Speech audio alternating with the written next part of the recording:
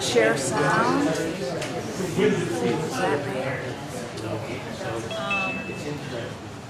Mike, here we go. Speaker. Main assistant. It's not showing up as a speaker. Audio settings, maybe? Yeah. We just need a few more minutes. Yeah. Great, thank you.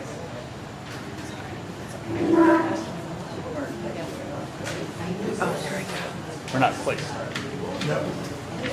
Here should be. Hi folks, we're just working out some logistics with interwebs and all that sort of stuff, so just take a few more minutes to make sure that we're all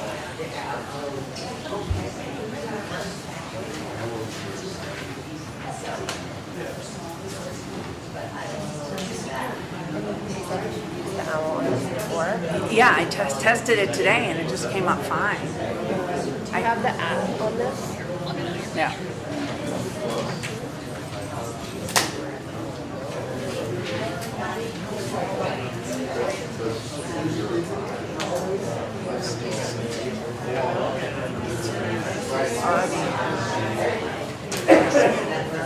That's all out. Plugged in. Now, Is there another USB that we can try? not on this side. There's this one here. It's just for the mouse.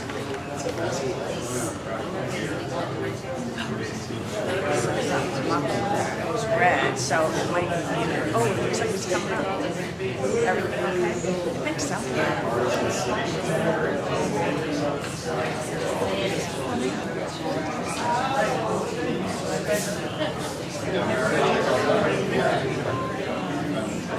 Tell if it's doing it. Well, here, maybe we can put the mouse in.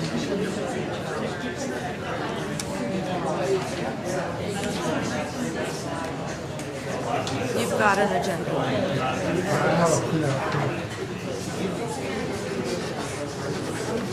USB is on it. It might not.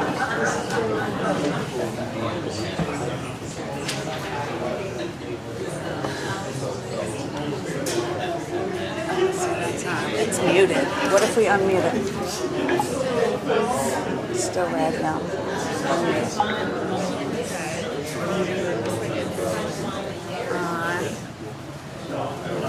Emily, can you hear us? The crowd here?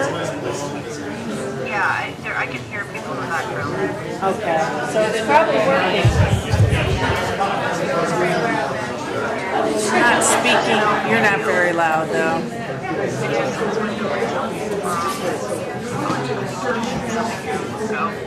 Pardon me? It just shows your logo, it shows your video.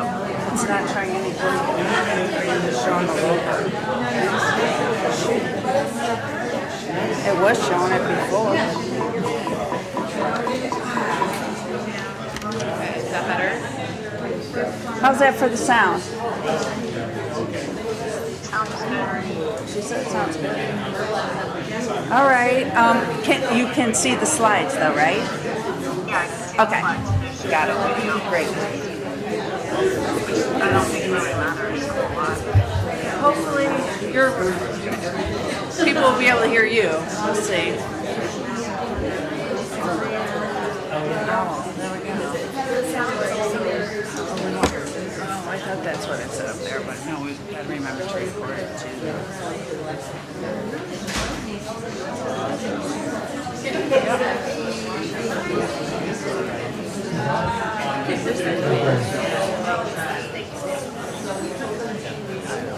I Yes. know Larry was doing the sign sheet. lot of people complain about cleaning up for making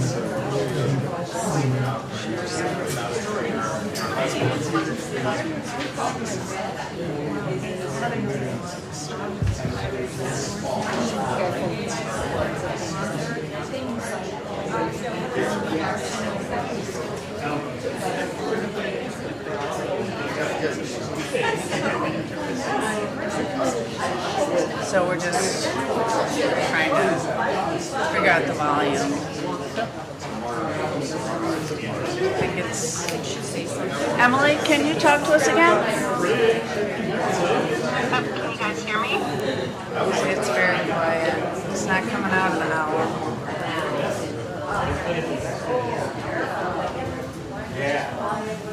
Did you go down to your settings on the little up arrow microphone? And you should be able to select your speaker. You've tried adjusting the speaker settings and everything. Microphone on. Is the thing that we can't hear very well? Or is it Yeah, we need to access the microphone in this computer, and I'm not sure where that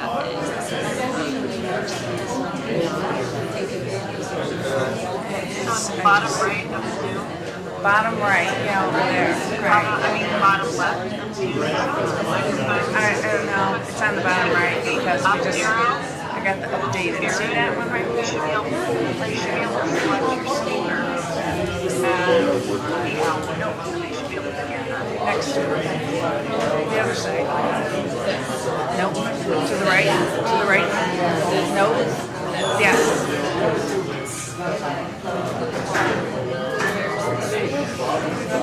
That on is that right. arrow right there? Right, yeah. Should give you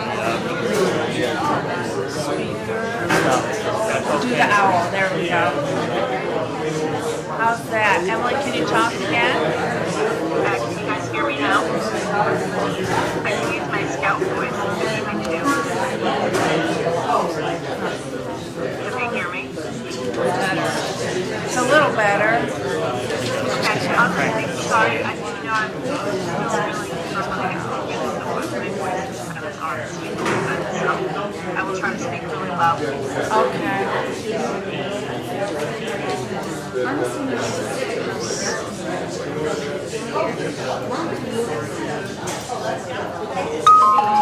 Oh, that worked.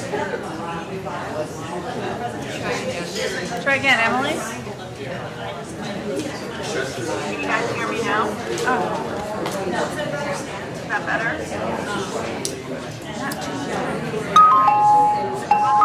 Talking, is that from? You guys have Alright. Just for a second. Just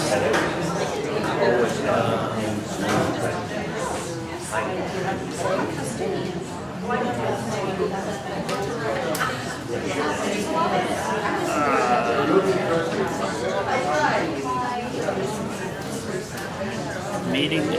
Camera, no. we want that. Let me take this real quick. Yeah.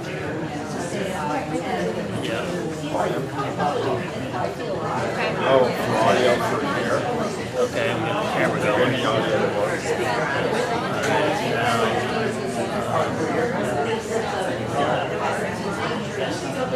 Where are the other settings? They're usually... I just left the right speaker down here. Share sound. Yeah, so go,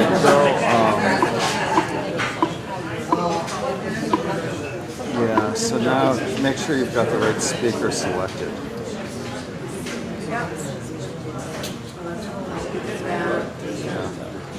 Go to more volume. It's making noise.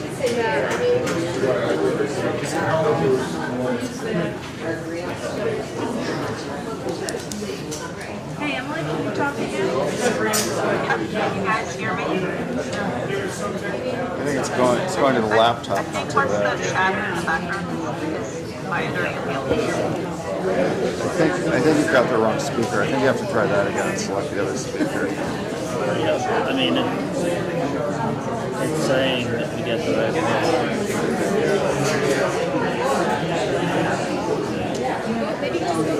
Last night was your turn. Anything, Emily? Last night was your turn. Yeah. Just have Emily keep talking. Technology is great. Every now. Yeah, it's always something. I don't know. And this one's connected? I know, I hope to have a Yeah, it's perfect not meeting playing. sometime, but it never Is that happens. alert would have There it played? is. You can see the camera. Oh, this is the camera. Oh, there we go. Something just happened. Unmuted. Yeah, the camera's on. You can see everybody. We may just have to ask some folks to be really Yep. quiet. Yeah. All right. I think when everybody in the background is talking, you might be able to hear me better.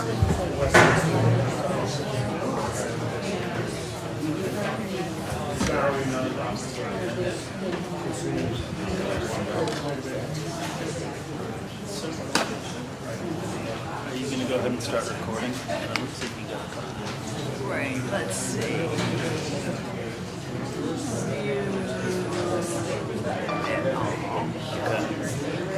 Wait, no. And recording. Yeah, and I think it's. Yep, recording is loud. Yep. Recording in progress.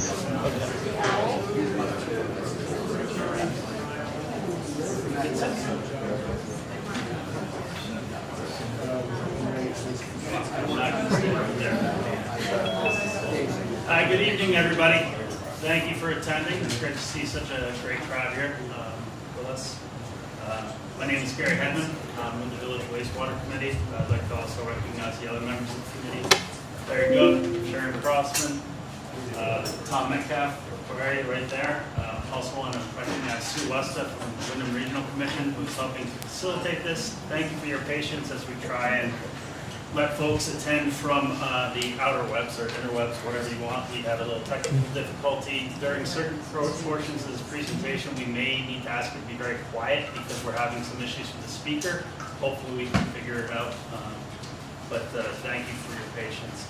Also want to recognize and thanks to Bruce Frauman and GNAT TV who's recording. And please remember to sign in. We've got a sign-in sheet in the back, and there's also some refreshments for you guys to grab. The Village Wastewater Committee was appointed by the Town Select Board in 2022. It's building on the formal work of the Planning Commission, which initiated back in 2019. In November 2022, the state of Vermont announced that the villages of Londonderry would be eligible for $7.9 million in funding to build village wastewater systems. Since that time, the committee's been meeting twice weekly with some special meetings as well. We've been meeting at Neighborhood Connections. We're very grateful for Neighborhood Connections to have such a great meeting place in the town. They do great work. And everyone here and all the members of Londonderry Villages are welcome to attend those scheduled meetings. Those meetings are warned, and please come. With that, I'm going to turn over to Doug Bryant, who is our town moderator. He'll be laying out the ground rules of the meeting tonight, as well as introducing our guest speakers. Thank you again for attending. Gary, appreciate it. Tell me big. Worth of applause. So I was basically just asked to help facilitate the meeting tonight, so it's really the wastewater committee's meeting, and I'm happy to help out in any way that I can. They asked me to outline a few general rules to start. We're going to kind of we can kind of do questions as we go along after each one of our presenters speaks. We have 3 presenters tonight. Chrissy Haskins, Emily Hackett, and Julie Beth Hines, and they're going to each speak. After each one finishes, if you have a quick, specific question, you can ask them. At the end, we'll kind of open it up to a more open discussion. Maybe everybody gets around 3 minutes each, give or take. I'm not going to look at my watch, but let's try to keep it comment short and brief. And we want to be open to all ideas. And I mean, this is just standard moderator stuff. I know everybody's going to be nice to each other. And no Excuse me? They're saying they can barely hear it on Zoom. Oh, dear.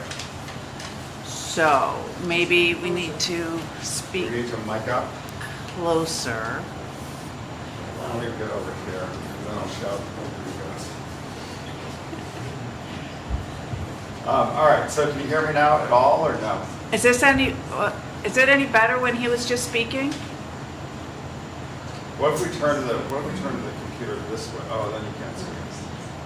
It's not well, So it's, I think it's coming on the owl. No, it's not any better. Can you hear me? This is Susan. I'm sitting right next to the computer on Zoom. Yeah, yes, we can hear you really well, Sue. You're gonna have to stand closer. all right. So Sorry. how are we Thank doing you. with presenters? I guess we're in presenter in the middle of the room.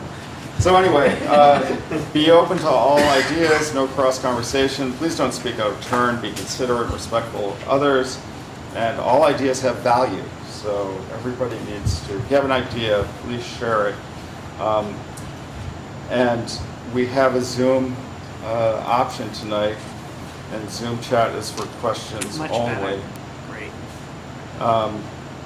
So anyway, with that, I will turn it over to Chrissy Haskins, who is a professional engineer, vice president with Dufresne Group.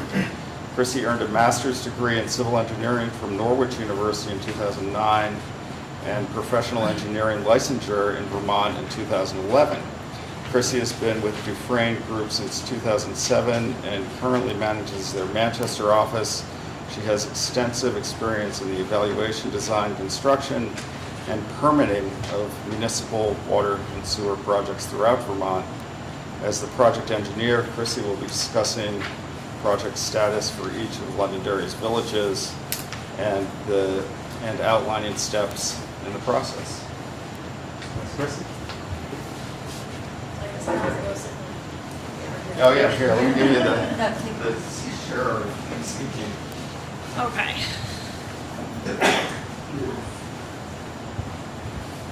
Let me know if you have any problems hearing me behind me. Okay. So.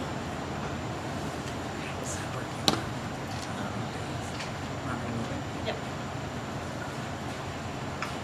Okay. All right. Well, wastewater has been a topic of study and discussion for many years in Londonderry. We began working on this study in late 2019.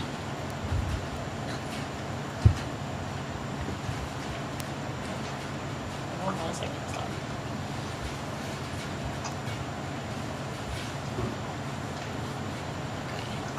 Hopefully it won't do that.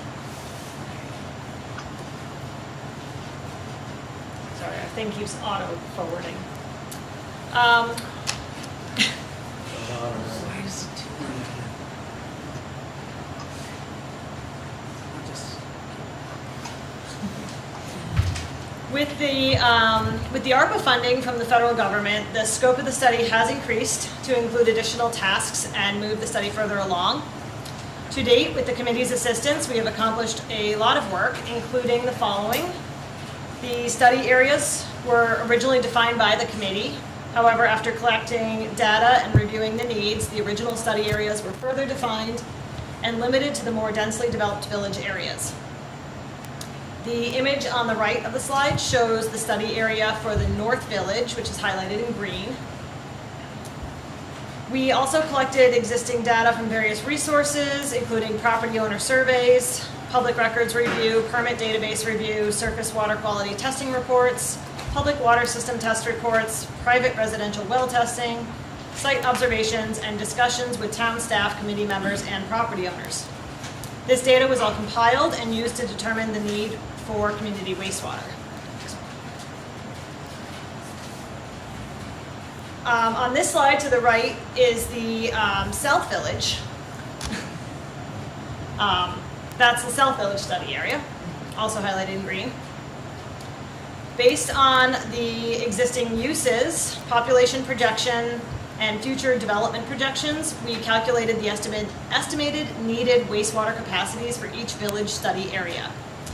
The estimated needed capacity in each village is approximately 30,000 gallons per day for the year of 2040. So we're projecting that out and factoring in some population growth and increased commercial uses. We also identified various alternatives. We have considered over 50 parcels across both villages for potential wastewater treatment sites. Many of these parcels were quickly eliminated due to small size, topography, proximity to surface waters, floodplains, and/or adjacent land uses. We conducted site visits at approximately a dozen parcels, with some being eliminated following the site visit due to wetlands or vernal pools. Test pits have been excavated at 4 sites to date, with 2 additional sites to be scheduled and two other properties where the owners are considering the request for test pits. So of the 4 test pit sites, to date, 1 of them has been eliminated for inadequate soils. Next one. The upcoming 60% report will identify the need for community wastewater in more detail. But for tonight, in summary, there are needs related to public health and sanitation, aging infrastructure, and reasonable growth. Some of the more critical needs are included on the slide. The typical lifespan of a private septic system is 15 to 40 years. So 18% of the septic systems in the North Village and 29% in the South Village are more than 40 years old. And that's just based on our survey results, so those numbers could be inaccurate. It could be higher or lower if we actually got 100% response on our surveys. Aging infrastructure is typical in Vermont's small villages, and so is high-density development, which leads to small parcel sizes. It is more challenging to replace a septic system on a small parcel without impacting your neighbor's property, well, septic, etc. Often septic replacements are best fit solutions that do not fully meet the regulatory requirements. These best fit solutions are only approved to maintain the existing use of a parcel. Without wastewater capacity, a home would become unlivable and a commercial building would become unusable. Economic and community revitalization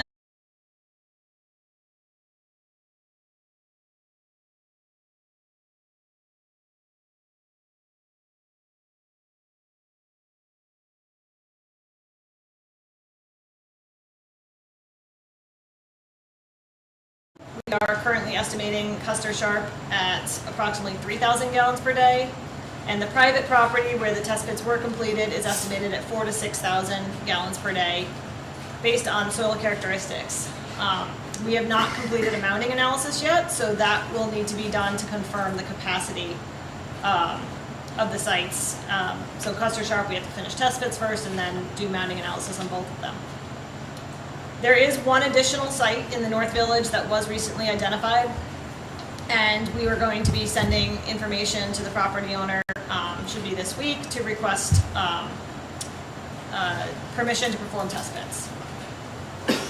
For those wondering about Pingree Park, I just want to confirm that the Village Wastewater Committee is no longer pursuing a wastewater disposal system at Pingree Park.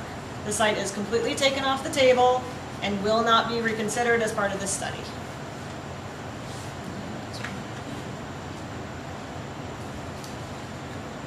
On this one, the image to the right here shows a concept of a cluster system. This has the same concept, operation, and construction as we discussed on the previous slide for in-ground and mound systems, but instead of serving a single building, it serves multiple buildings. A community system takes this even further to serve more buildings with a larger disposal field. So in this study, we are looking at options for cluster systems and community systems. In the South Village, we have performed test pits at one private site and on the Prouty land, which is town-owned. With the information we have available, we are estimating Prouty land at 10 to 15,000 gallons per day and the private property at 3,000 gallons per day based on soil characteristics. For both sites, we do still need to do the mounting analysis to complete to confirm the capacities. There are 2 additional sites identified. One is being scheduled for test pits, and the other one we have sent information and are awaiting a response from the property owner. So as we previously discussed, we are projecting a need of about 1,000 gallons per village. So if you do the math real quick here, with the sites that we currently have and currently looking at, we are not achieving that 30,000 gallon per day target for either village. We are much closer in the South Village, and with the 2 additional sites that we hope to evaluate, we might be able to meet that target. The North Village is certainly more challenging with the limited number of sites that have been identified. If we can't meet the projected need, so if we can't get to that 30,000, as you know, in the next month or 2, you know, we have to keep moving forward here. It doesn't mean we can't construct a community wastewater system. Each disposal field that we're looking at will serve a specific group of customers, and so the community system could be constructed in phases. Ideally, we use the ARPA funding to construct as much as possible, and if additional sites are identified in the future, then funding can be pursued at that time for additional construction.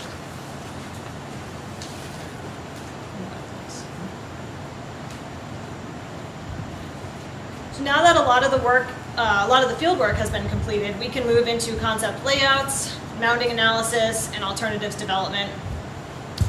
This work will pave the way for the completion of the 60% report, which includes an evaluation of alternatives and preparation of cost estimates. Once the 60% phase is completed, of the report is completed, the committee will hold a public meeting to present the alternatives and ideally select an alternative or group of alternatives. Following the alternative selection, we will complete the final report. Through the alternatives phase and the final report, we are going to be working closely with the state regulatory agencies for permitting coordination, especially with the indirect discharge program, which regulates systems over 6,500 gallons per day. The reason for that is it takes a lot longer to get through permitting in that program. So we're going to start conversations with them early. We've actually already started conversations with them. So we'll go to the next one. And concurrently with the PER, the preliminary engineering report, we call it a PER, the committee will be working on some other tasks, including obtaining landowner approvals, property appraisals, preparing easements, and Dufresne Group will be working on fulfilling the funding requirements such as archaeological reviews and environmental assessments. The current funding that the town has right now covers most of this work. We have recommended that the town apply for an additional forgivable loan, which is basically free money, to finish the archaeological reviews and environmental assessments, as well as work on the indirect discharge permit application and begin final design. This would include design plans, specifications, and the other permitting that needs to be done. Once each site is defined and confirmed as permittable, that we can permit it, the town can begin land acquisition, which would likely be in the form of easements, and a bond vote would be necessary towards the end of final design. There is a very tight timeline for all of this to happen, which Emily is going to talk about next. So you'll see that this project is going to start moving a lot faster now. You'll be hearing about it more frequently as we move through the next 10 to 12 months. And that's when some of the big deadlines come up for the funding. So that's all I have. Do we have any questions on that in particular? Could you just explain the difference between a floodway and a floodplain? Right. Sure. So the floodway is a narrower strip along the river, which is prone to more frequent flooding. A floodplain, we have the 100-year floodplain and a 500-year floodplain. We're talking about, when I say floodplain, I'm talking about the 100-year floodplain. And so that's what, like, in that storm in this summer that we had, the flooding that we saw during that storm very closely matched the 100-year floodplain. So that's a bigger area, and then of course the 500 is even bigger. but we're not talking about the 500 floodplain here. So the floodway is it's a smaller area. So like in South Londonderry, for example, the fire department is in the floodway. So that's just an example.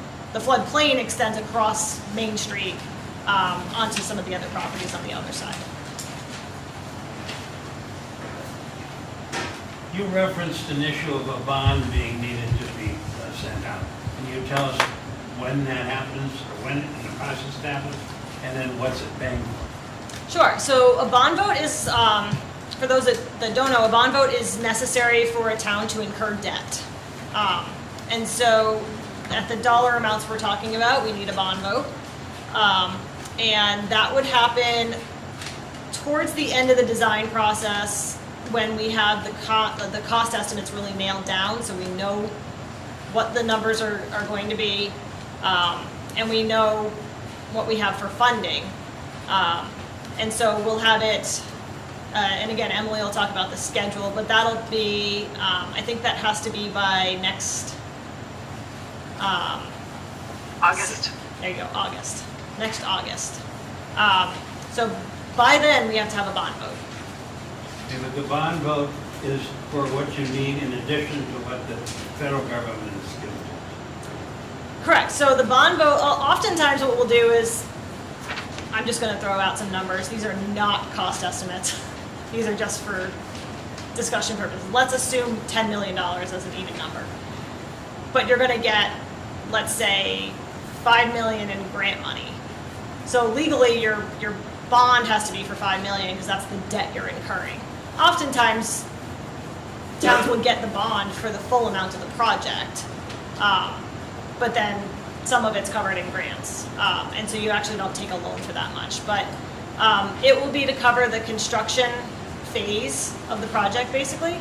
And what we're doing now, all of the work we're doing now is all forgivable loans, so there is no cost to the town ever for this. Like it doesn't get wrapped into construction later.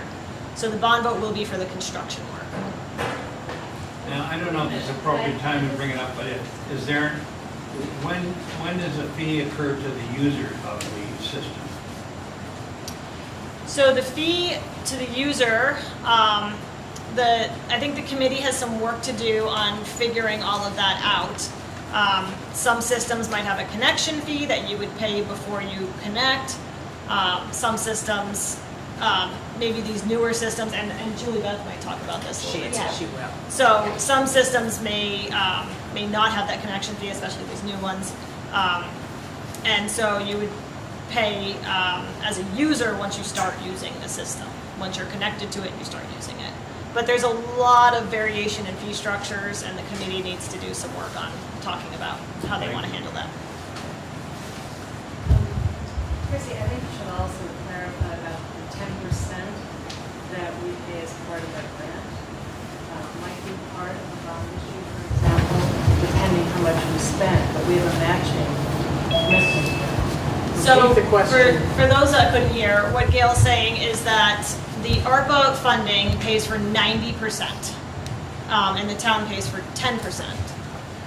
Except, I believe in Londonderry, we've hit the cap on the ARPA funding. So the state said ARPA funding pays 90% of the project construction cost, up to $3.9 million, roughly.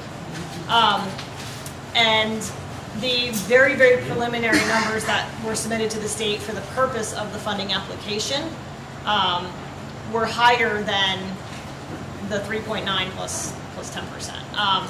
And so for some towns that their costs are lower, they might only have to pay 10%.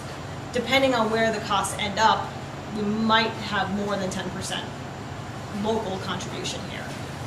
If it ended up in that range of 3.9 plus 10%, then the town would be responsible for paying 10%. Let's say your project's $2 million, you're going to pay 10% of it, and the state would cover 90%. But if it's $8 million, they're going to pay 3.9, and you have to cover the rest. And also that we will be raising grants in order to take care of some of the matching. there are available grants through other programs across the state for wastewater, which the town can apply for. I just had a quick question. Just recently, I think I read somewhere that the state was offering private homeowners, I'm not sure businesses, to upgrade their well systems and their septics.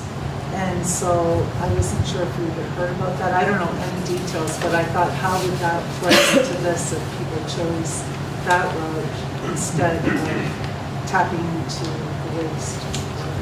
Sure, I don't know all the details. So just to repeat the question, somebody was just commenting with me here. Just repeat the question. They're asking about the, is there a, they heard there was a funding opportunity through the state for property owners to upgrade their well and or septic, and then the state would provide some money for that. Emily might be able to better speak to this. It's my understanding that there is some funding available depending on income levels. Emily, do you want to add to that? I can't because that's not our program. Okay. So I won't speak to someone else's program. There is money out there, but it is based on affordability. Okay. So Thank you. people who are, lower income will probably get, I don't know how they're doing their system, but usually it's on a point system. But that's not our program. But there are other funding opportunities the town can seek. So for example, the town of Westford, pretty much, they are going for bond vote, but basically they're kind of overfunded with grants at this point. They're just going out for a bond vote just to be safe. Just kind of have that belt and suspenders approach in case there's any overrun on their project, but they really did a lot of work going out and seeking other grants. And so all the other communities, we highly recommend, looking at all the other grant opportunities available. Thank you. Did everybody do that? Not really, it's hard to hear. So there is a grant program. It's not under Emily's department, so she can't speak to it, but there is a grant program. It depends on income levels, and there is some point system where they prioritize applications. Emily was also speaking that there's several other grants out there, and they are encouraging towns to apply for as many grants as possible to help with the cost. Sorry. But individual homeowners right now in the village, most of them do not have the space to do both the new septic and a new well, correct?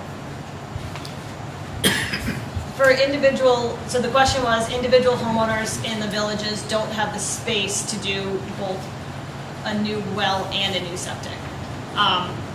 That's going to be on a parcel by parcel basis, and the best fit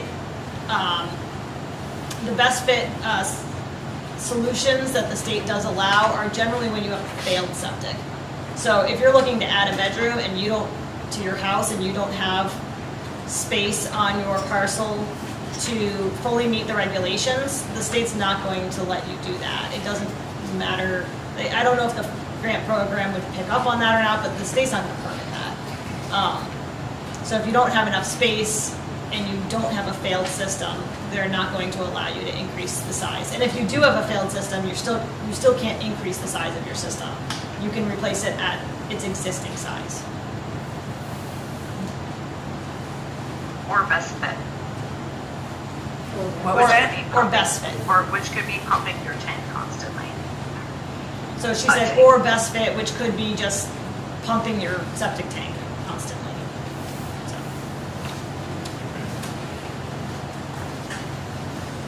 All right, well, we should probably move on to Emily's presentation, and I'm not sure how it's going to go, but you want to do the intros?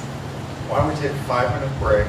Okay. We'll see if we can solve the audio problem, and if we can't, then we'll just ask Chrissy, who has a terrific voice, to interpret for us. Right, we might need that, yeah.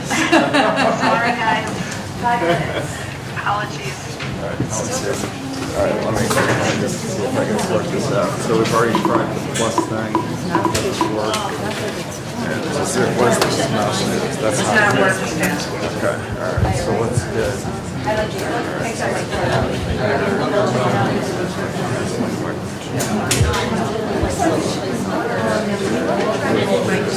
Oh, maybe Bluetooth. It's not connected. Bluetooth? No. This isn't Bluetooth? Is it hardwired? Yes. Where's the wire? One is going and one is going south. So we don't have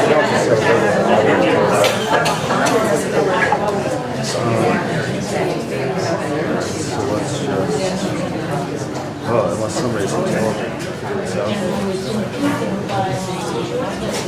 Emily reviews engineering scopes of service, preliminary engineering reports, environmental information documents, and final design plans and specifications for projects funded by the Clean Water State Revolving Fund. Emily will be discussing the state process and timeline for funding these initiatives and opportunities and challenges for Londonderry's villages. So with that, thank you, Emily. Go ahead. Hey everyone, thank you for the introduction. Thank you for having me here. I apologize. I had COVID 2 weeks ago and my voice is still not really back.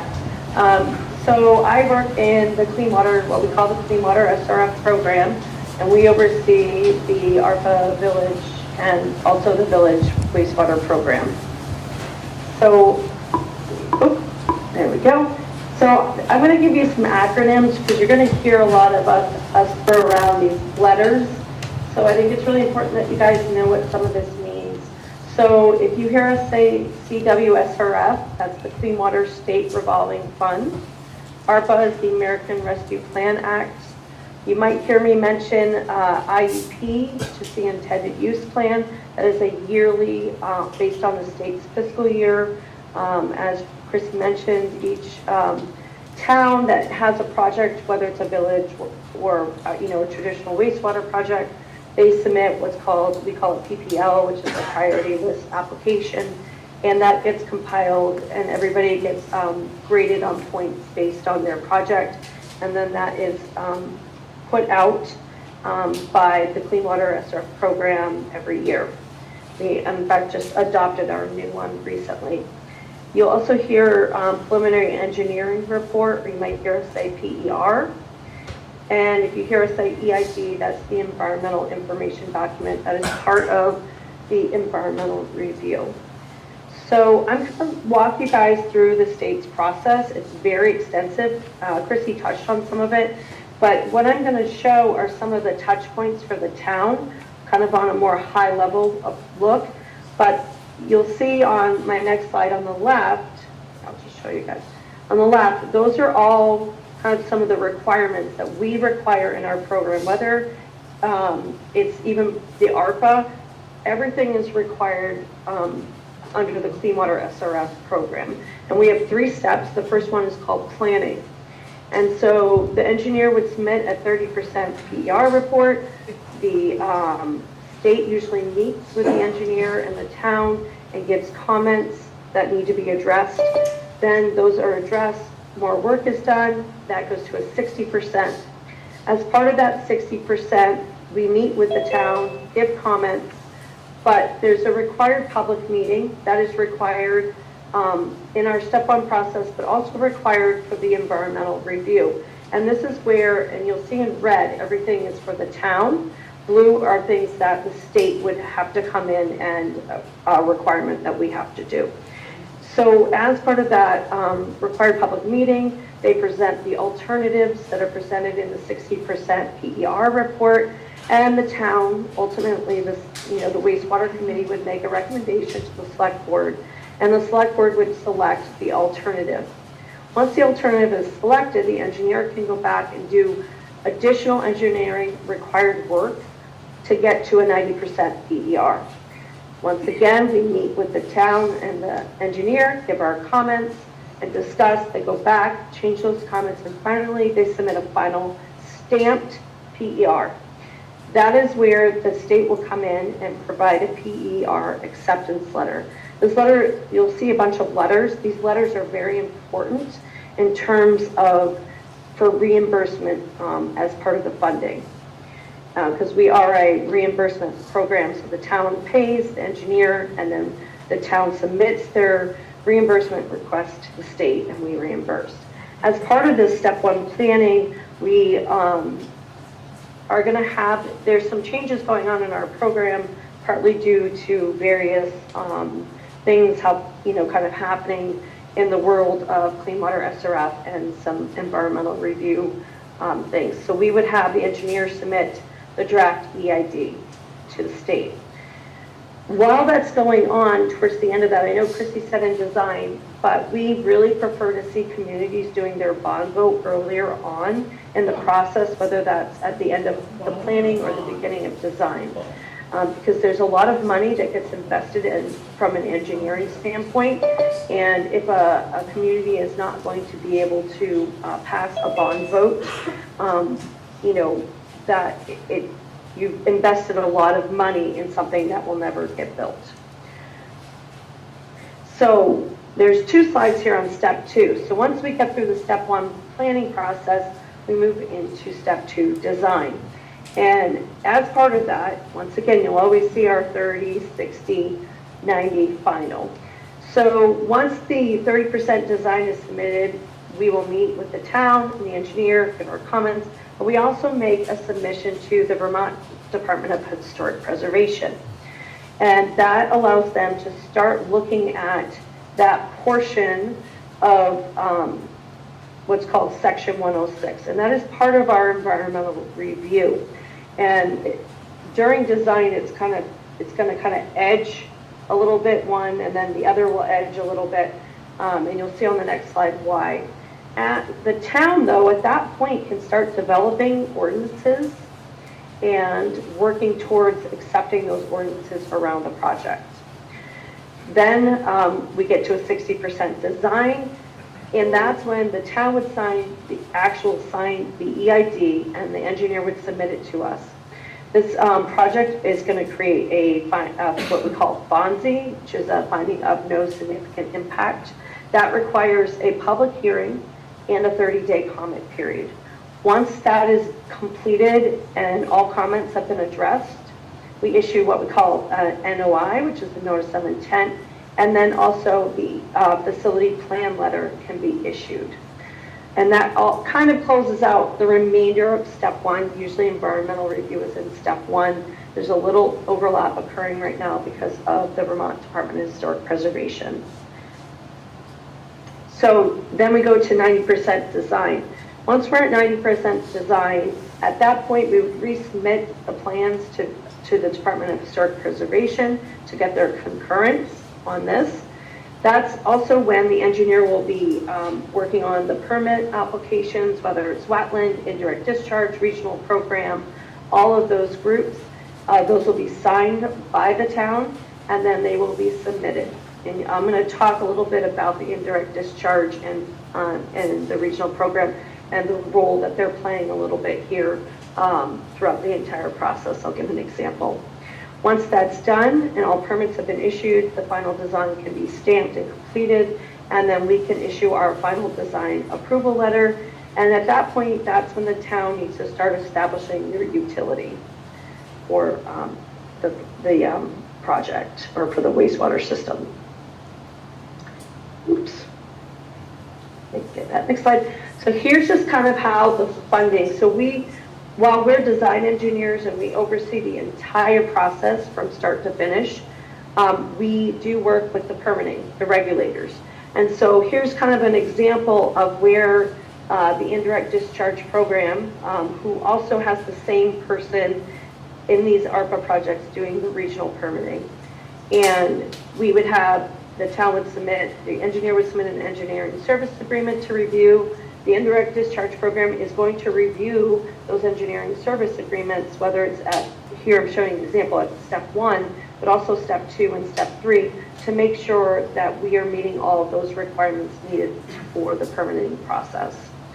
They will also look at every step here. They'll come in and review all the alternatives at the 60%. They'll review the recommended alternative. And then as the final report and design, they are reviewing permitting applications and permitting the process. They also do what they call like a pre-capacity determination, which we recommend the communities getting. That gets them their foot in the door with the indirect discharge program and keeps everything running smoothly. So the last step that we have in the Clean Water SRF program, and I'm not going to go into great detail right there because it's a little ways away, but is the construction. We have construction engineers that oversee all of our projects, as well as typically the town and the engineer work together to have what they call a resident project representative who is on site to make sure that the project is constructed per the technical specifications and design. So there's a bid phase, a construction phase, a substantial completion, a warranty period. Once the warranty period is over, that's when the loan repayment starts for the community. So looking at the project funding for the project, so there's the Clean Water SRF program. The Clean Water SRF program is a funding program where we have loans where there's zero interest, but a 2% admin fee as part of that. As part of that, so right now, the town of Londonderry has two $125,000 loan forgivenesses. We call them subsidy. Can't call them a grant because that's a lot more paperwork. But the town currently has, if you put the two villages together, $250,000 for loan forgiveness. And that subsidy is available for the village projects for planning and design. And that is up to $125,000 per year per project. So the town could come in again this year, our fiscal year, to request another $125,000 to help pay for design, permitting, all those things that are required, archaeology and things like that. You guys also have an engineering planning advance, which is a grant, and that was for $32,000. And then you have the ARPA Village Grant, and that's $4 million per village that is tapped out for each of the villages. So the town has a lot of great funding going on for them. And the ARPA Village can be used for purchasing land. It can be used for final design, environmental review. There's a lot of things that grant money and construction. One thing we like to talk about is, and I think Julie Beth's going to talk more about this, but when we're looking in the Clean Water SRF program, we like to look at what we call an affordability metric. And it's a simple calculation of the annual user cost over the median household income. And we prefer to see it between 1% to 2% is typically how we like to see it on a project. If a project is above 2%, it often is unaffordable for the community. Londonderry's MHI from the 2021 data decreased from 2019 data from a year ago when I was here speaking to you guys, and it's down to 55,465. That is below the state median house income, which is great because that gives you guys some more affordability criteria you meet for funding. And if you do the calculation, that approximately puts a user rate, when you look at an affordability metric, between $555 to $1,110 per year. So let's talk about ARPA. So there are some really strict, Clean Water SRF program, those projects could take years. And it doesn't matter that they take years because there's no time limit.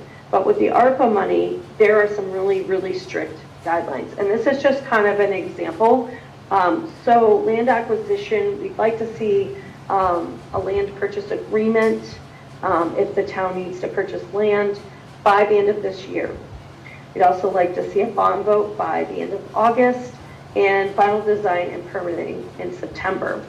And then a bid phase no later than August because our money has to be spent in fully by December 31st, 2026. And if we back that up to September of 2026, that gives about a year of construction at, for the latest point.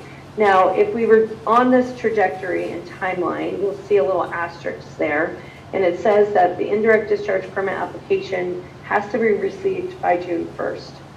So the permitting process takes 3 to 4 months, may even take longer depending on how many village projects come in at the same time. We also know that, we want the villages to use the ARPA money, because if we find that by next December, projects are gonna not be able to go to construction because they can't get a bond vote, well, we're willing to pay for the design, but we may have to reallocate money to other projects. There is a wait list of projects right now that are waiting for money. So it's pretty competitive. And that's kind of what I've got tonight.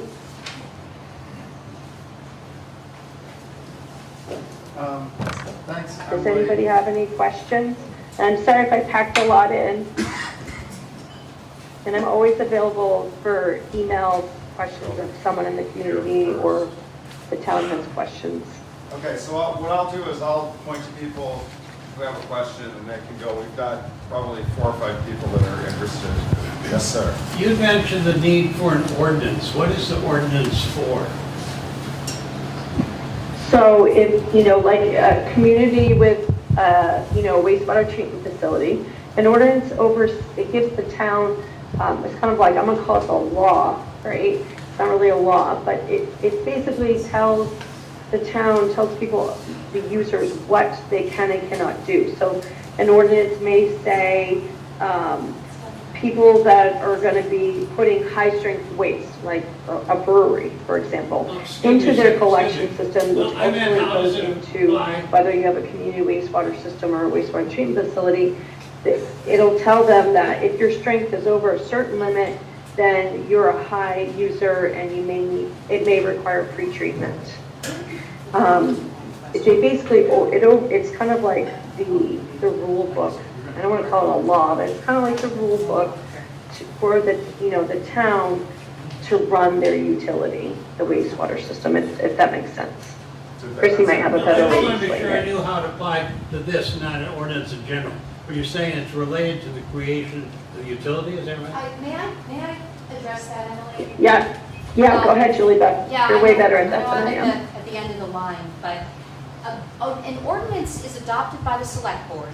It is law, basically to set out the parameters for who uses a publicly funded wastewater system, whatever shape and form that takes, what their responsibility is for paying, how you allocate the capacity and the costs that the town incurs, and then what happens if somebody does something that is not helpful to the system, enforcement procedures and basic parameters for that. It also helps you in the event of non-payment. What are the steps the town has to recover those funds? Cynthia, yes. Oh, okay. No, go ahead. I had a question on the timeline. There seemed to be about 10 months from the final design to the bid process. Is that all just the process of generating bids? No, that's the drop dead date. So because construction takes a while, that's basically the last possible date for bidding. So if a community can't get their project up to bid by that date, it's very unlikely that they're going to have the ARPA money to use, because they'll only have a year to use it in construction. And if you're going to construction and your cost is more than, let's say, the $4 million, let's just use the South Village, for example, we would want you to use as much of that ARPA money as in the beginning of that construction, so that it can be used by that September, I think we're saying end of August, end of September 2026, because we have paperwork that we have to do to wrap up all of that by December 31st of 2026. Emily and Scale, has there ever been any situation where the state has forced someone, as in taking their property, to install some kind of system to support wastewater?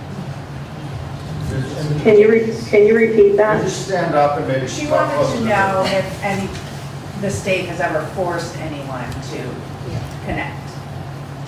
Or even No. acquire their property. No, Thank you. no, it's the town that makes the decision, ultimately. It's the town who decides, the select board is gonna have to make some tough decisions on who is mandated to connect. It could be some towns are voluntary, some towns are mandated. Every village is different, and every town is different. That ultimately is decided by your select board. And I think there was an eminent domain portion of that question. Right, Can and- the town or the state take a private property owner's land? Is that what I heard? Well, Did you hear that, yeah, Emily? it was really more not being forced to Sure. begin, but any We were wondering. time the state forcing by acquiring somebody's eminent domain. is Right. what we call it. Does the state take land? No, Clean Water SRF program does not condone that. Thank you. Yes, sir. Are there any conditions tied to the forgivable loans, $125,000 per year per village? No, they never have to be paid back, and then it gets rolled into construction once it gets converted to a grant during construction.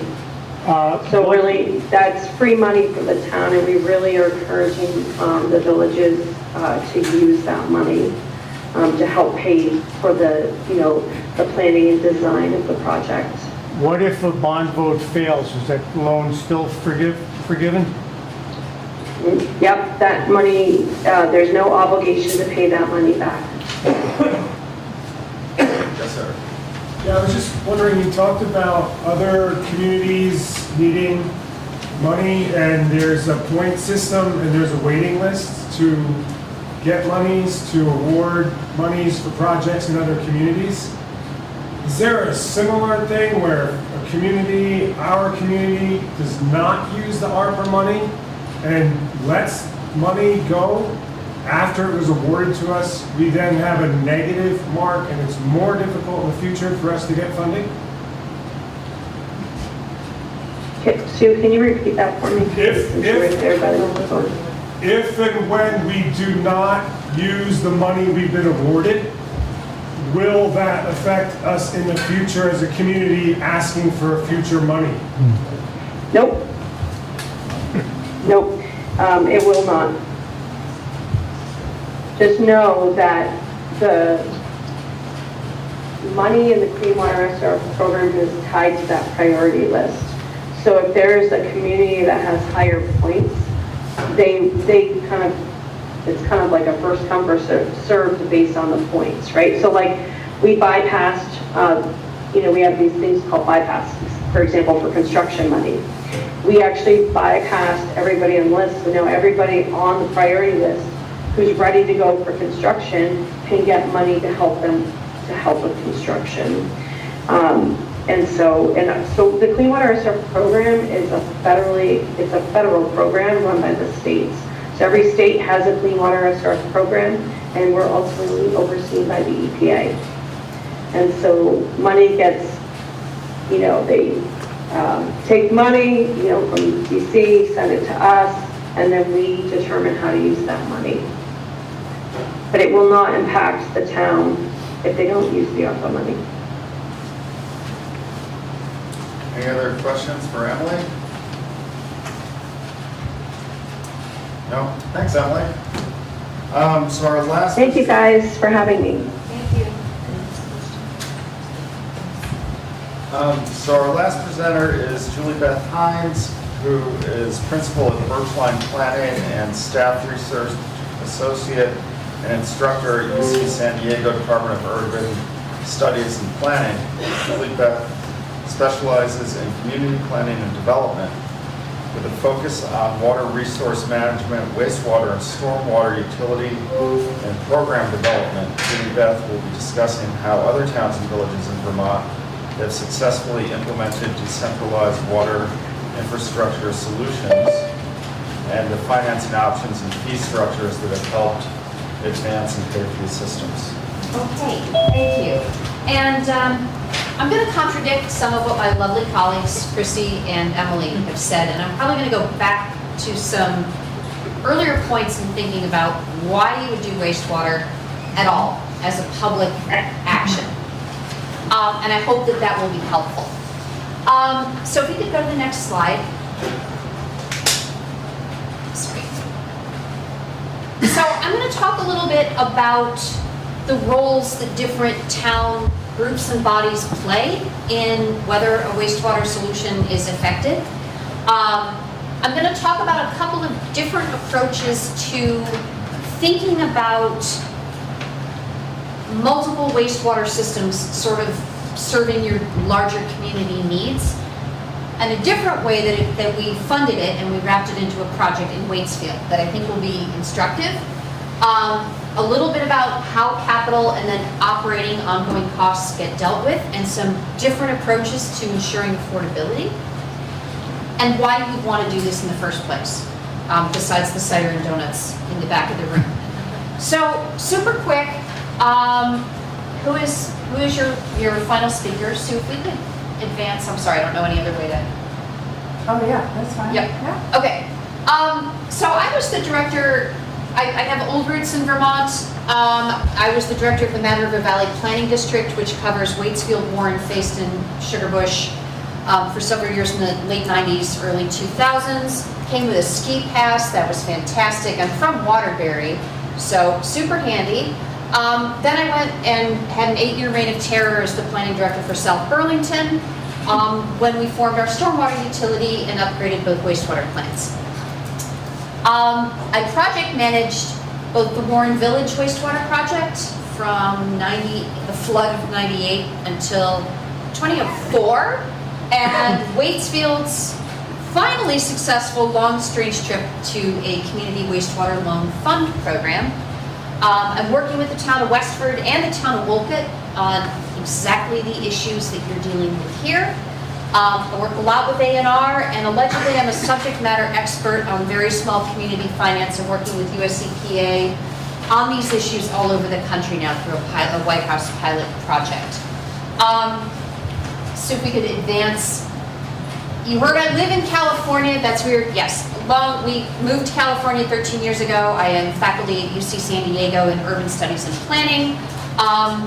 Birchline Planning is based in Waterbury, that's my consultancy, and I regularly inflict myself on one of 3 siblings living here in Vermont when I come home. Just for geographic reference, our lobsters have no claws, but they taste pretty good. So, I know a lot about this, and I do a lot of this work.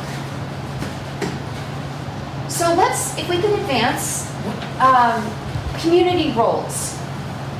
When we actually get something done on wastewater, who does what? Can we advance? Sorry, thanks.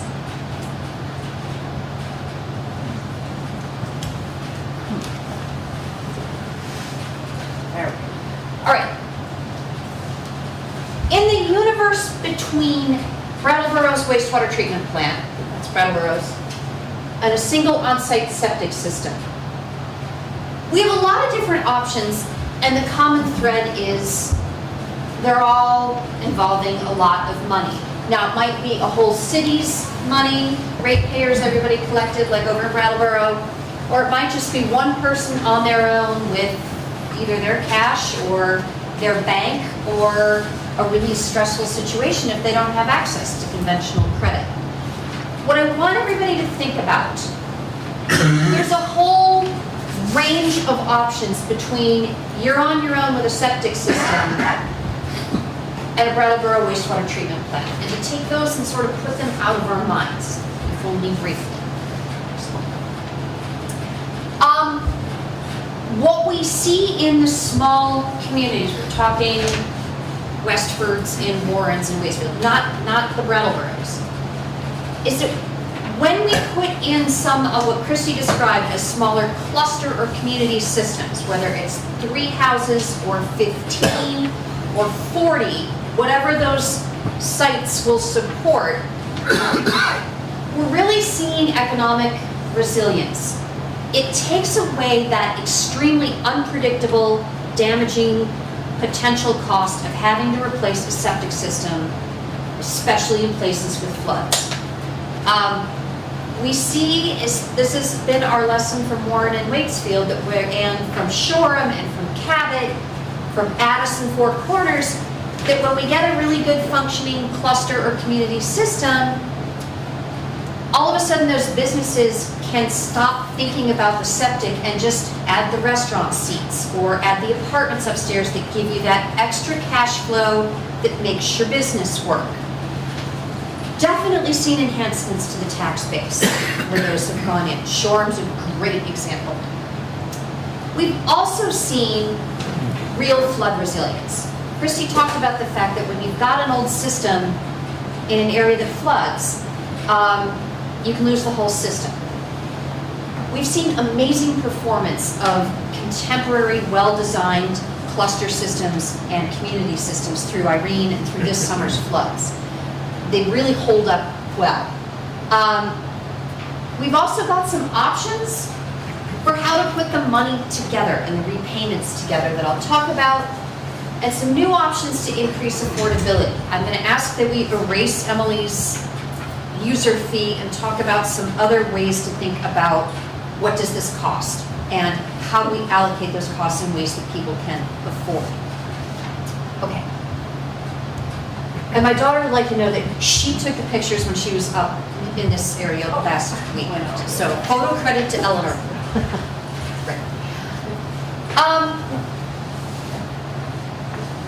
Oddly enough, and I don't, it's like, is there an electric barrier at Route 4?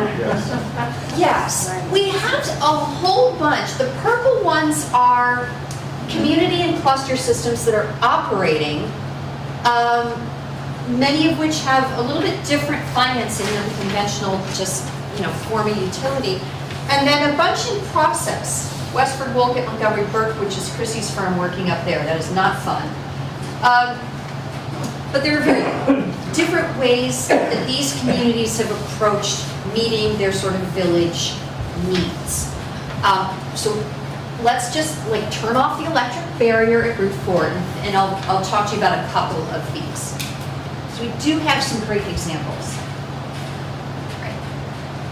But in all of those that have managed to get something done, it involves a lot of pain and agony on the part of your select board. They have a really key role in the finances, in the ordinance development, developing the policies, executing the contracts. There's always a functional wastewater committee. You have a wonderful group here. RPCs are critical. We would not be doing anything in Wolcott without the Lamoille County Planning Commission. DEC, Emily and Lynette up at the state are invaluable partners. Your project engineer is critical. And then your property owners and residents, really telling you their stories. What is my limit? What can I afford? What have I spent in the past? What am I concerned might happen? And getting those stories into your conversation. And voluntarily or not, all of these people are going to be involved in the next year or so as you make these decisions. But I want to point out on the next slide that your select board is really critical, because there are certain things that your elected officials can do that nobody else gets the authority to do. Your select board has to approve all the contracts, the loan applications, the grant applications, the contracts with consultants, the contracts with your engineer. They will then be the ones to get the bid packages and a recommendation on who to use for a contractor. The select boards are also going to set key policies around who would need, if you've got a community system, say it has the ability to serve, how many houses are you thinking of? Like any of them? 15-ish? Yeah, 15, 20. Like 15 to 20 houses. Somebody says, I don't want to connect. Is that going to be okay? That is a select board decision. Okay, that gets set in the ordinance. Is it voluntary? I will, Westford's ordinance, which is actually posted on our website, and you can read through the whole thing. excellent for insomnia, especially the parts about the high-strength waste. Their decision is it's going to be voluntary unless you have a failed system within somebody's well shield. Then you're going to connect when that fails. They're really going with the voluntary approach. Wolpit, we're probably looking at mandatory connection because of the flood situation. And that's probably going to be the right thing for them. That is all select board who sets that policy. And if you've got multiple systems, it could be different for each one. So, like it or not, they're gonna get sucked into this because those are their critical roles and nobody else gets to make those decisions. Okay. If we can advance. And the other scary thing is that if you do nothing, all those groups are still gonna be involved. Septic is not, we're really having a challenge in Westford when people say, well, we just want to keep the village common exactly as it is. A decision not to address wastewater is a decision that we're not going to have civic buildings able to generate income. We're not going to have restaurant seats. We're not going to have the ability for somebody to add that apartment for mom or kids. And what really concerns me and what we were seeing in Waitsfield that drove our project was property owners exposed to very high unpredictable costs. It's just gonna happen. The state does have an individual property owner loan program.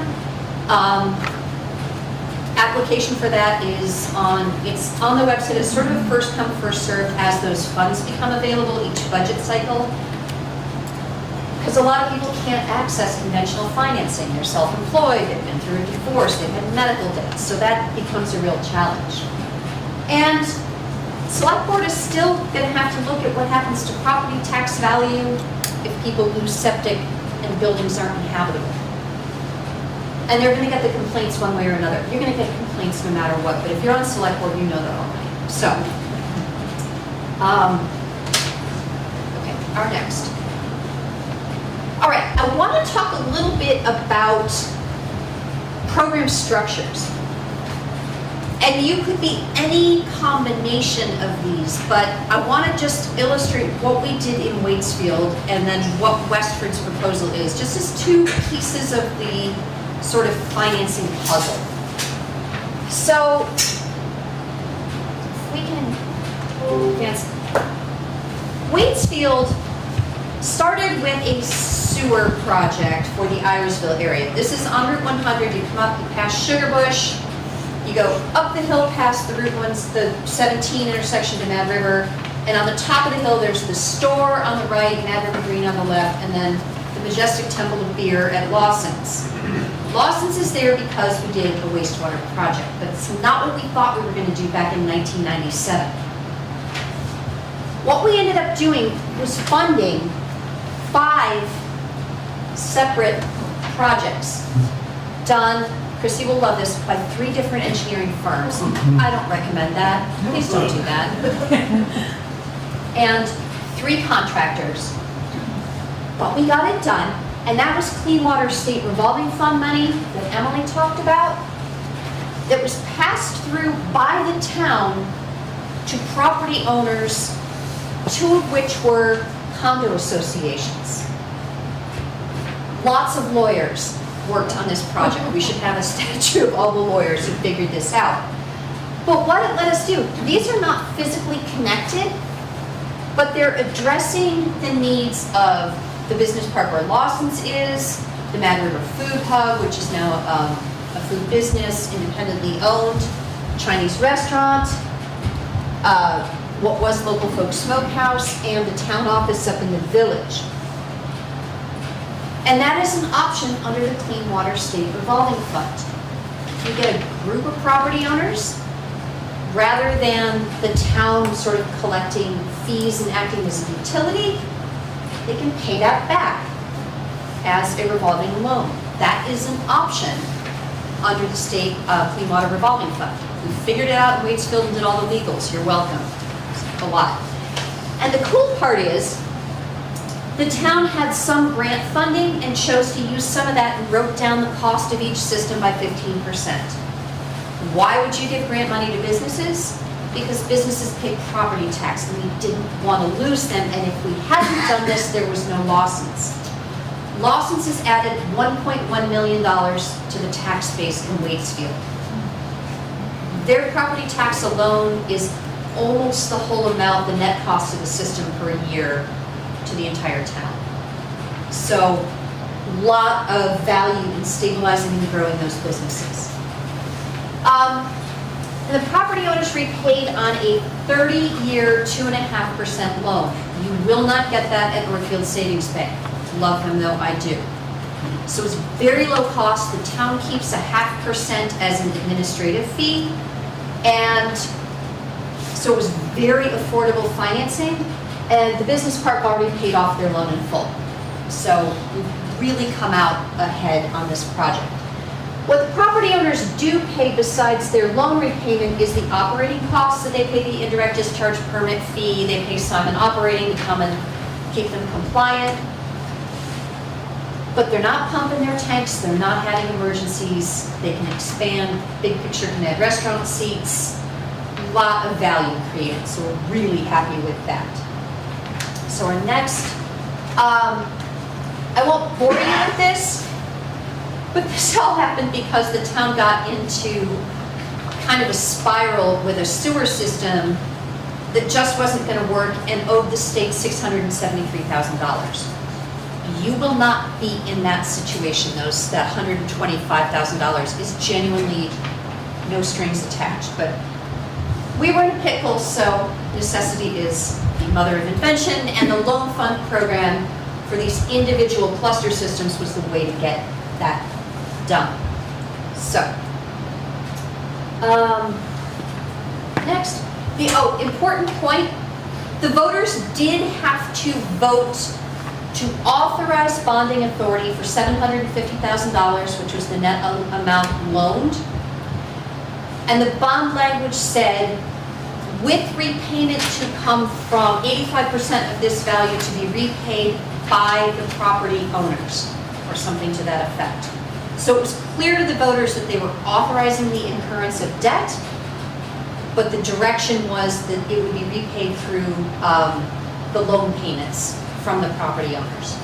So they had to authorize it, but the repayment source was specified in the bond language. That sailed through with 80% approval.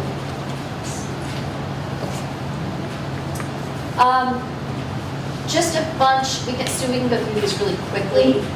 Just pictures of where the systems are. This will all be available to you, how much it cost. The big system serving Lawson's, the loan repayment was about $2,200 a month. Lawson's is 3/4 of that.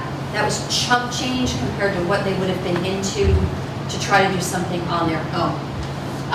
Irisville Business Park, which was our food hub, that repayment was about, the system was $150,000, repayment was $650, and then they paid it off early when they did a transaction.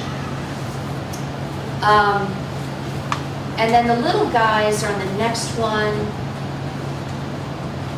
China Fund Restaurant, his repayment was $50,000 to fix that system, $225 a month repayment. Local folk, that added pre-treatment and a new leach field, $50,200 a month. Those were both pretty affordable. But again, if they had to finance that on their own, not fun. And then I'll just put this one out there.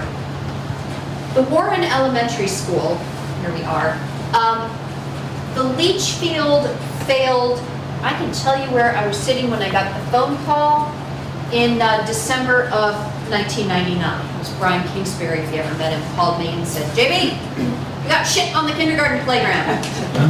Great, my day, this is how my day is going to go. It was replaced with an advanced treatment system similar to the type of diagram Christy showed you. This one has pre-treatment of the effluent, dispersal over here. Went in January of 2000. Do not do winter construction unless you have to. 23 and a half years later, it's still working like a charm. And it's safe on the playground. The kids have been, the teachers paint the lids. And then Brooksfield, the town rec field, is a 25,000 gallon a day system serving Warren Village that we built in 2 increments between 1998 and 2006, built in 2 phases. Working great. Okay, and next, Westford. Westford doesn't really have the option to do like 5 on-site systems that we had in Waitsfield. The civic buildings, the town office and library, there's an old tank under the parking lot on top of the Browns River. They cannot add 1 employee without being over the state permit. Real concerns. The Red Brick Meeting House, the Westford Common Hall, really don't have systems. Every time the Common Hall is used, the tank has to be pumped. That's $350 per event. And you can't do food prep on site. And we don't have anywhere to go to do like incremental solutions. As Londonderry does, the town has access to $4 million in capital funding because we have just historic levels of grant funding available.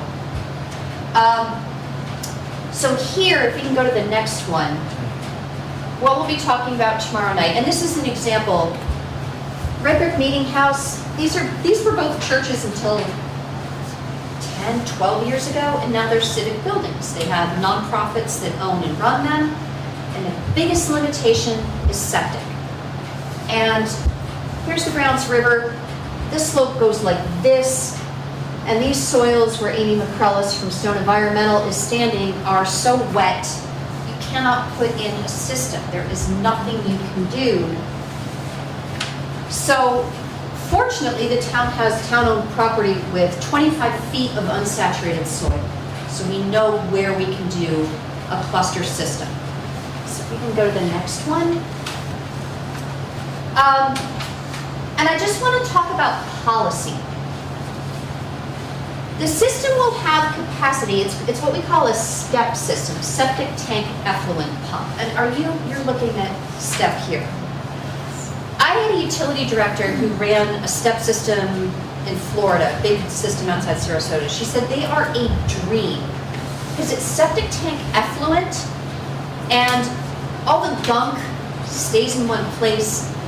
You're dispersing gray water to soil. You don't have lift stations, which are the bane of existence of sewer managers. That's where all the problems happen. So STEP systems, we have them in Warren. They're really effective. So that's what's proposed in Westford. System capacity, pretty similar to like your build out, would be 24,600 per day.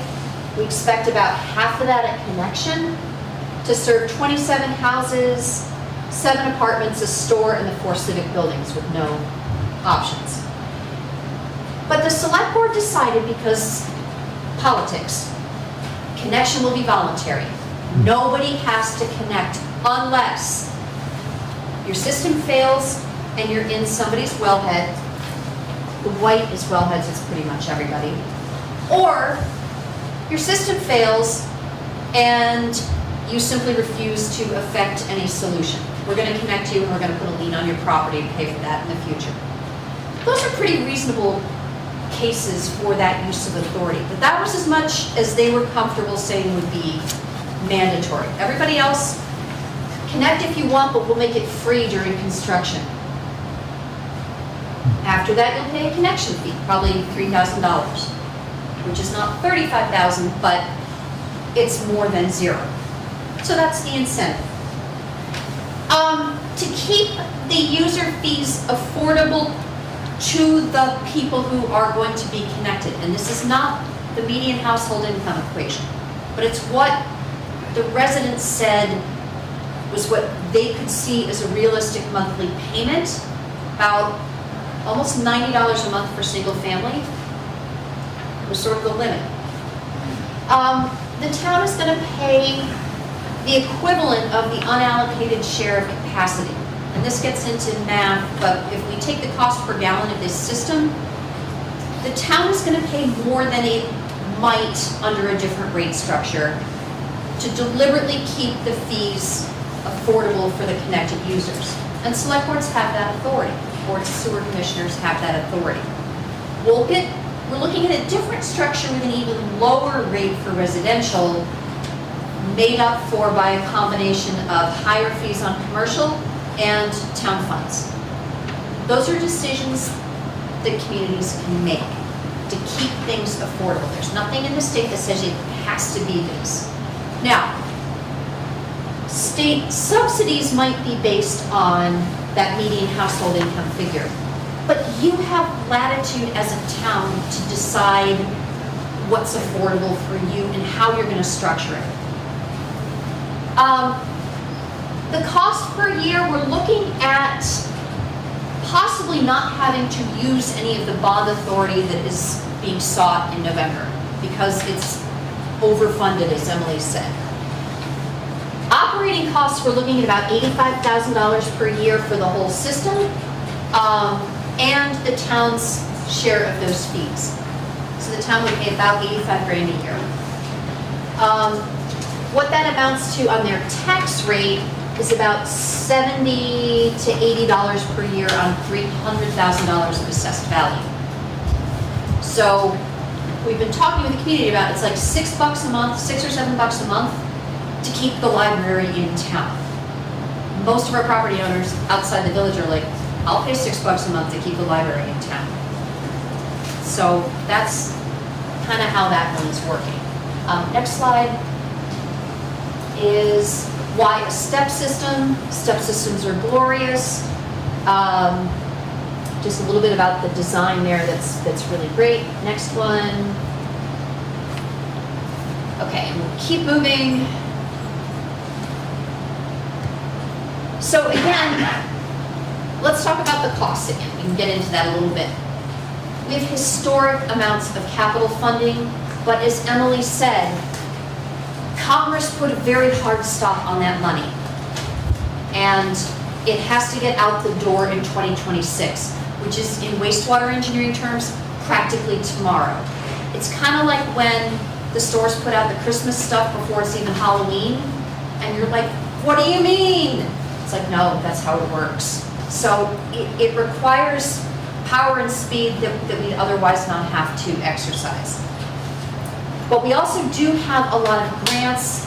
Gail, I know, and the RPC are looking at those, community development block grants and such that can help with that last 10% if it's even needed. So there's a lot to like about the capital funding picture.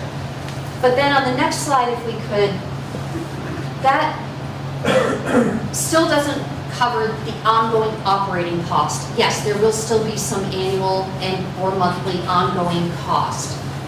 No one's trying to hide that. I can give you a couple.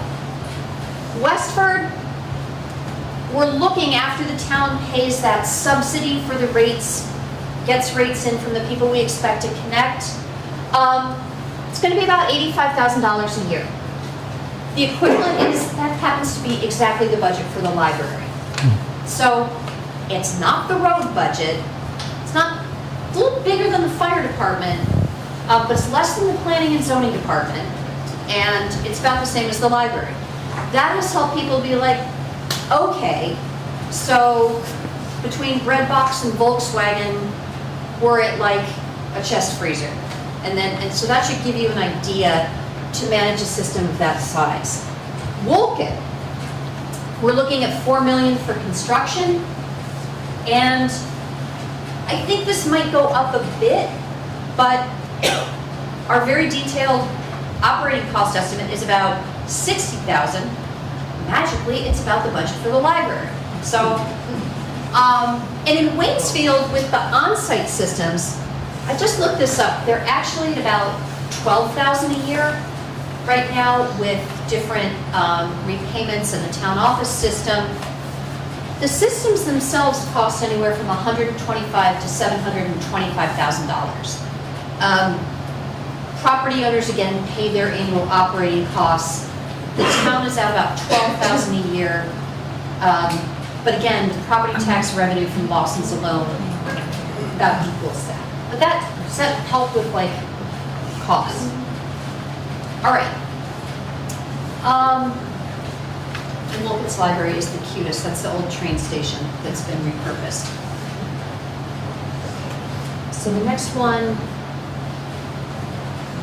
and again, you really do have some options. As you get your information from Chrissy and from Dufresne Group on the engineering, and as we start to look at, okay, we're gonna have this option in the North Village, this option in the South Village, which has 3 different parts.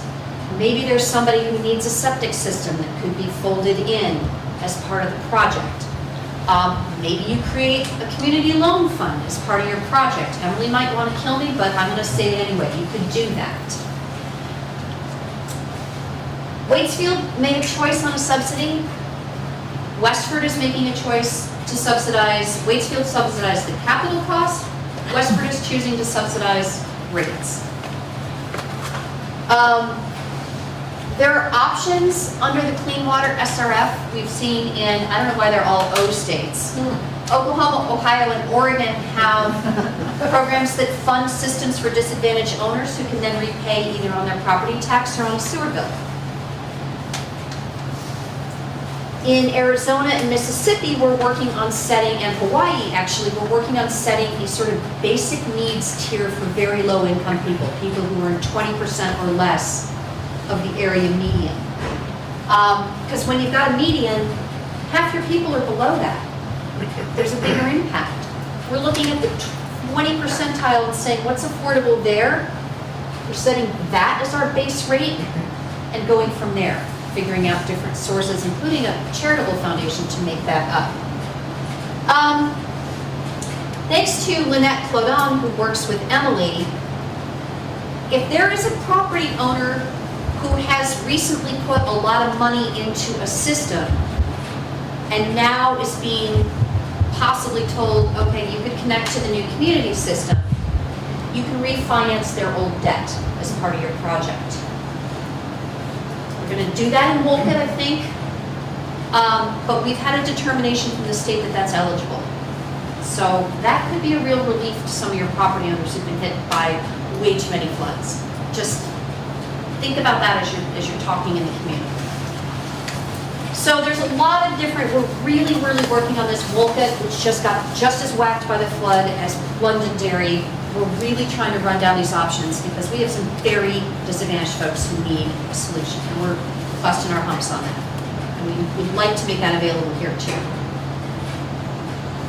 Okay, and I think you're about done with me.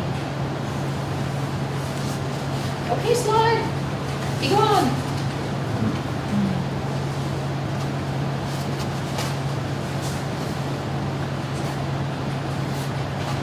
Just being as cranky as it can be, poor Sue. It is, isn't it? What the heck? Oh, let's see. We can go back one and go forward, too. There we go. Okay. Just remember, no action is still action, and I think that might be it. I need coffee too, thing. Oh. Yeah. This is a just saying slide.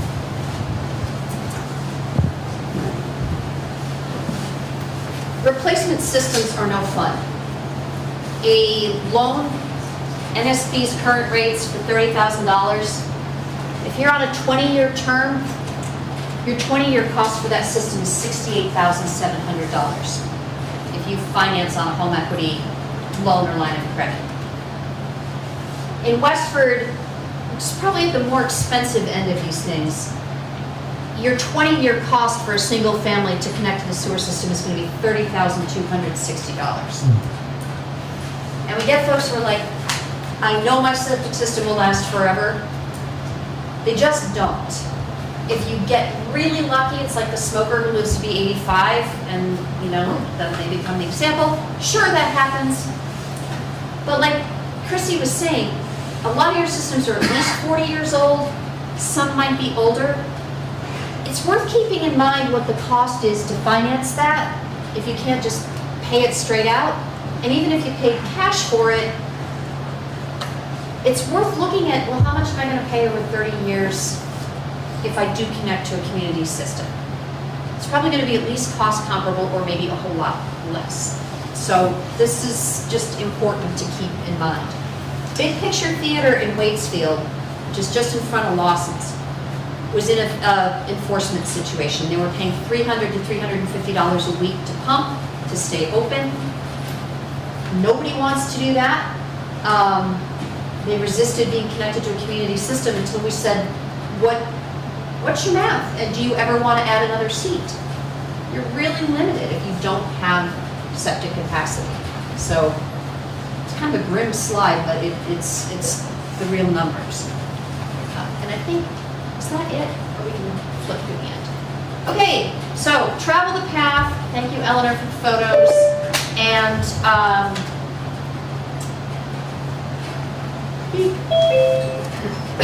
again, I want to reinforce that the engineering that your team is doing with step systems and such, those have just performed really well in bad floods in your neighbor communities. It really is a great engineering option. We're working on ways to increase affordability, and I think that should be it. Oh, steps to a loan fund. I can send all this to you. We've got lots of documents. And I think there's one more. Okay. There we go. The end. So, happy to chat about any questions. Do you have questions? Any questions? Our ordinance for Westford is online. It's westfordsfuture.com. So you can see what a small community wastewater ordinance looks like. One question, you were saying that the town gets back a certain percentage of an administrative fee? Yeah. And what can the town use that for once they get it back? Great question. So the question for Zoomers is the town of Waitsfield, when we did the loan fund.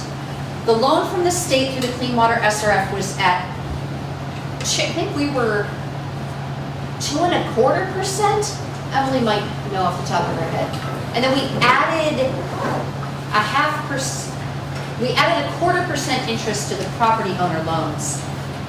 So the town gets payments at 2.5, pays the state back at 2.25. That is basically the town's money.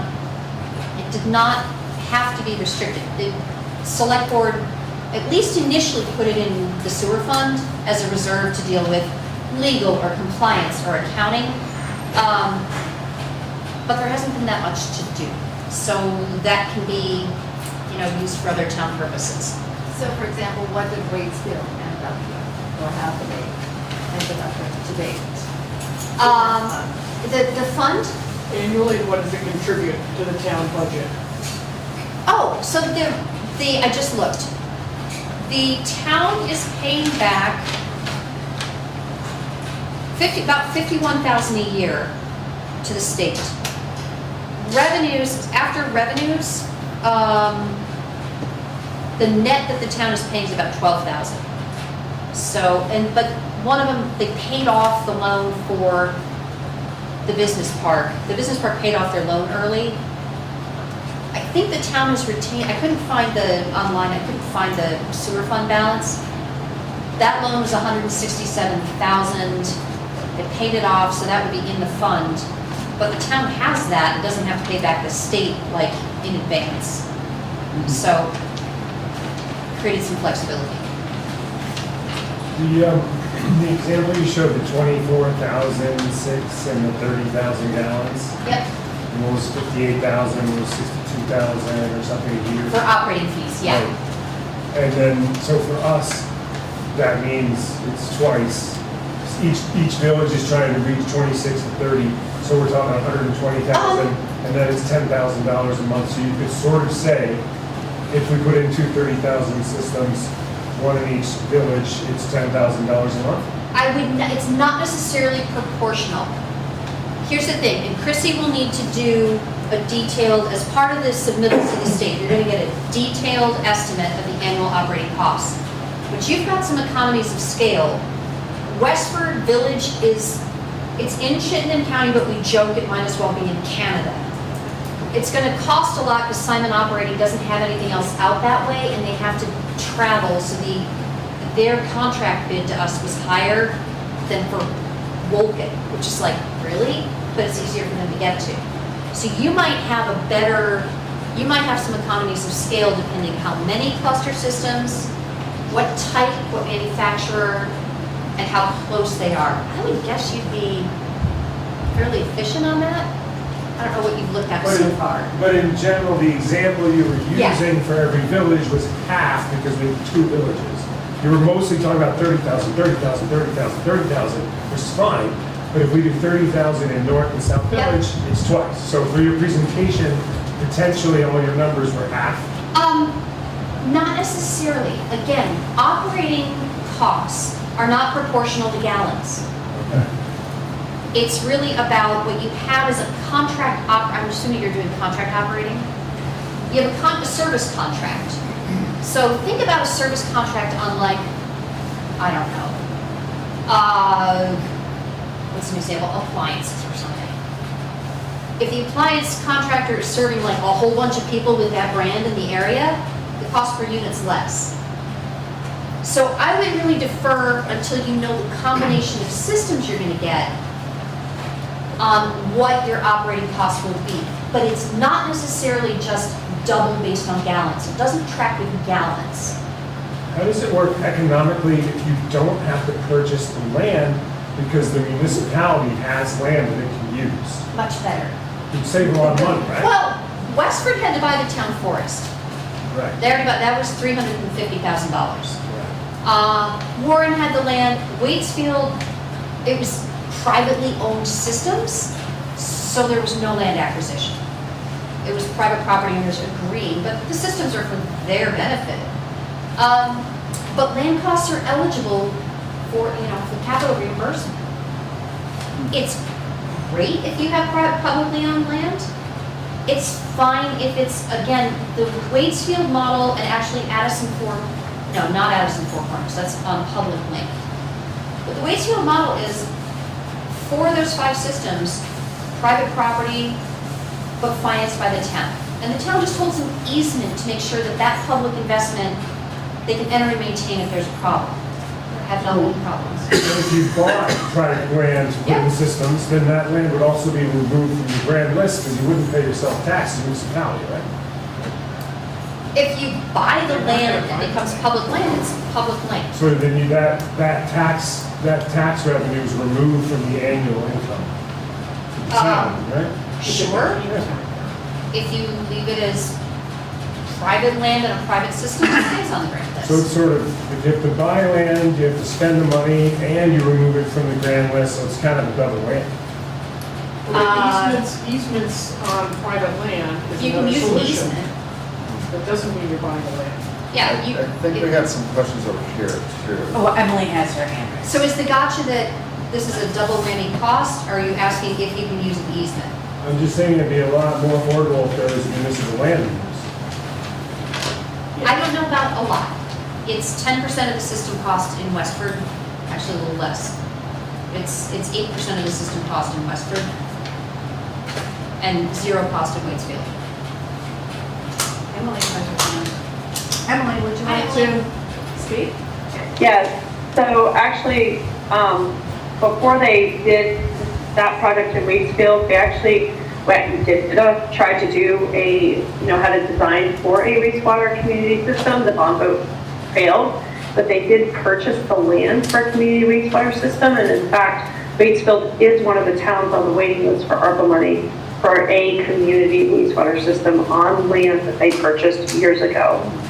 So, land is an eligible cost, but if you have town-owned land and that can be used, it does save the cost when you think about it. That's why I think The Proudy land is one of the lands I believe is town-owned that was looked at in the South Village. But if you have to go purchase land or purchase easement, that increased the cost of your project. At one point, sorry. Go ahead. At one point, you mentioned a role of the sewer manager. Can you talk about if we would need a role like that in our community? I mean, a sewer committee, wastewater committee is what you've got here, working on planning, on outreach, and planning meetings like this. Your select board's vitally important to a lot of these decisions.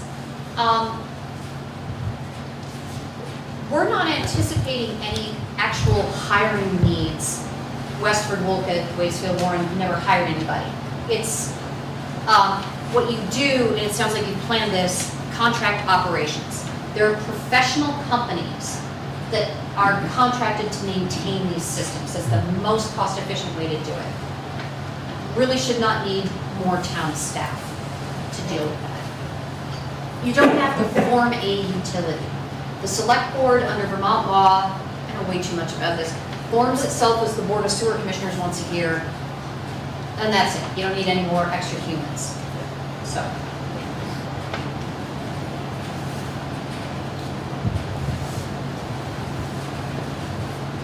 Okay. We're right on time. Yes, we got it. Thank you, everyone. Thank you, guys. Thanks, Emily. Thank you, Emily. So, the wastewater committee left one last agenda item for open discussion. Does anybody have anything they'd like to add to the discussion? Yes, ma'am. I have just one question, and I don't know who can answer it, but if the Proudy property is used for something like this, can you still build on it? And say if you need a municipal building, a firehouse or a post office or something, is the wastewater project there going to prohibit any building on that property? So I think what we're looking at there is possibly 2 fields, but it wouldn't take up the entire area of the property. So there would still be space available for other municipal buildings or whatever's needed. Does anybody have anything else they'd like to comment on, share? Yes. I would just like to thank the wastewater committee for the hundreds of hours we put into this. It's not easy, and I just have to say thank you for all the time you put into it and how far you brought us along.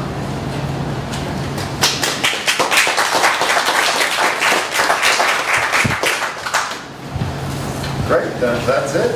I think we're all set. We're ready to adjourn. Thank you all. Thanks, everybody.